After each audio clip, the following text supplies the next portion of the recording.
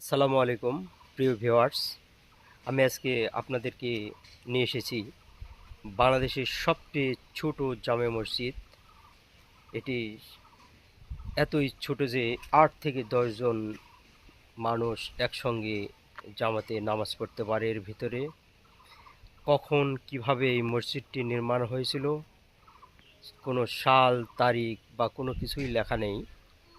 তো মসজিদে খুবই সামান্য লোকজন ধরার কারণে এলাকাবাসী এই মসজিদের সামনে নামাজের জায়গা করেছে।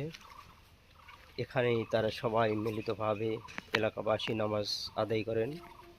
তো দেখুন, অনেক ছোট একটি মসজিদ। তো এই মসজিদটি আগেই বললাম যে কখন কিভাবে এই মসজিদটি নির্মাণ করা হয়েছে এর কোনো কিছুই এখানে লিপিবদ্ধ নেই। দেখুন, খুবই ছোট একটি মসজিদ।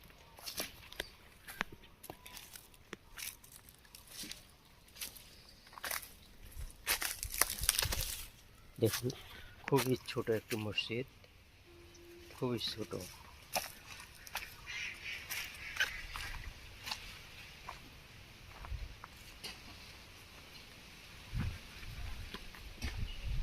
হ্যাঁ, দেখুন, অনেক ছোট একটি মসজিদ।